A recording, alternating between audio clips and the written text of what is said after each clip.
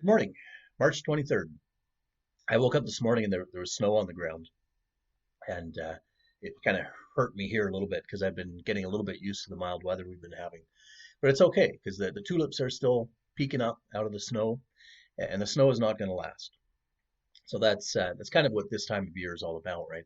Those signs of life that are coming up out of the cold, dead earth. And certainly, we're only a couple of weeks out from Easter, and that's of course the theme of Easter.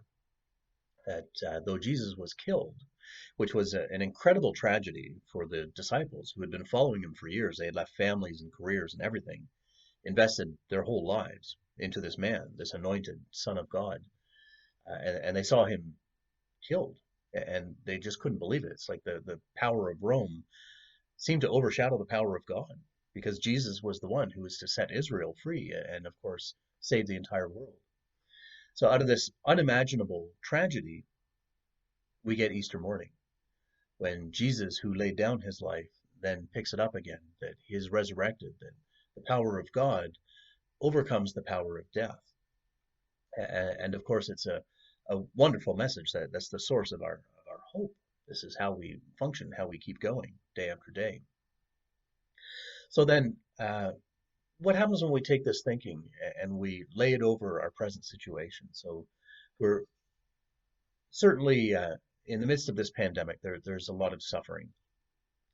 And as I talk about this, I don't in any way mean to disregard or minimize the suffering and the death that is going on. Yet at the same time, is there anything that we can see in which God is bringing something good out of what is happening? Are there any green shoots of growth? Are there signs of hope for us? And I do believe that there are. Now, as we react to this pandemic and we're in this shutdown mode, the thing that kind of strikes some fear into my heart is that when all this is over, because it will be over at some point, when all this is over, are we going to go back to exactly the way that we were? And I think that if we were to do so, to me, that's an even greater tragedy than the pandemic itself. So, without minimizing the tragedy that is unfolding, um, are there any ways that we can look at it and say, how can we not waste this pandemic? Now, it's early days yet, but of course we can see some buds, we can see some green shoots coming up. The fact that so many factories have been shuttered for a time and that our flying and our driving is being curtailed to a large degree means that our air is cleaner, our water is cleaner, our pollution levels are going down. That's certainly something that's encouraging. It's something that I would like to see if there's some way that we can continue this afterwards. Obviously, that's what we want to go after. I also see some beautiful things happening in the way that people are interacting with one another, where strangers are helping strangers, that we're thinking about people that normally we might just not even consider in the first place. So that's a positive thing that even as our communities get in some ways scattered because we're not supposed to physically be together, there's community building going on, and that's a wonderful thing to see. One thing that I've been paying some attention to lately that's been weighing on my mind is the way that we value people. And I mean economically, financially. Because what I'm noticing is that most of the people who are keeping our society functioning at the moment are people that tend to be at the lower end of the pay scale.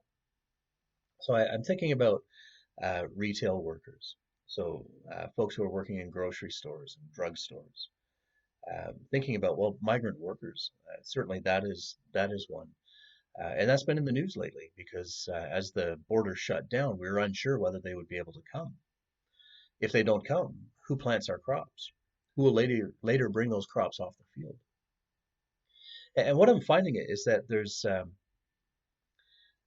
a whole bunch of people who are working right now, and in doing so, they're exposing themselves and by extension exposing their families to the virus. Like they're putting themselves at risk. And the folks who are most at risk tend to be the folks who we're paying them the least. Because a lot of the the professional folks are either just at home on furlough, they're just not working at all, or they're being able to work through computers. But either way, they are safe. They are financially taken care of. They're going to ride out this pandemic probably better than a lot of other folks. And that concerns me, I guess, a little bit that it seems that the the worse your job is in terms of the amount of labor, the danger of your job, the pay, the lack of benefits, the hours that are not set, that are changing all the time, which makes it hard for you to manage your life. The worse your job is, the more likely you are to be working right now. And to me, that seems quite incredibly unfair. Certainly, we read in the Bible, to those that have more will be given, to those who have little, even that little they have will be taken away. And what I see is that although these jobs they maybe don't require a great deal of education or specialized training, they are by no means unimportant. And in fact, I think in a lot of ways they're maybe more important than some other jobs that we have out there. Because if you can take a few weeks off and nobody notices, that tells you something about your place perhaps in society. Now, one day, sitting at the table, Jesus said to his disciples, to those he was eating with, "The greatest among you must become as the young, and the leader as one who serves. For who is greater, the one who is at the table, or the one who serves? Is it not the one at the table?" And I think for most of us, we would assume that, yeah, of course, the one being served has the power because they're not the one serving. But I suggest that that's not always the case.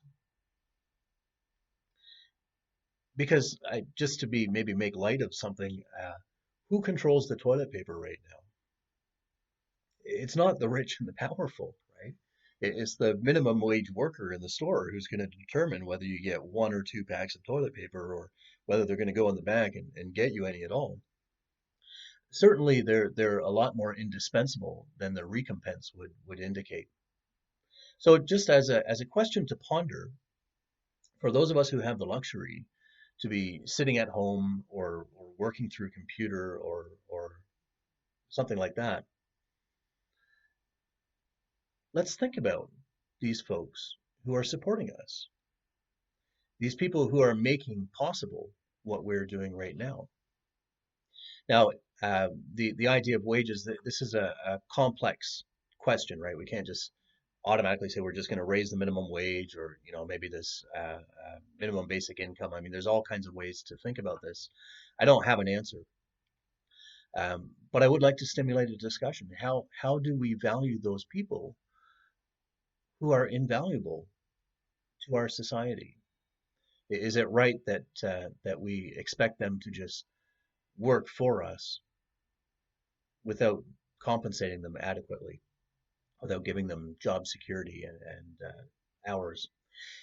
Anyway, so that's the discussion. I invite you to in the comments below, whether you're on Facebook or on YouTube, start a discussion about this. How can we start to value? How can we not waste this pandemic and learn something from what we're going through?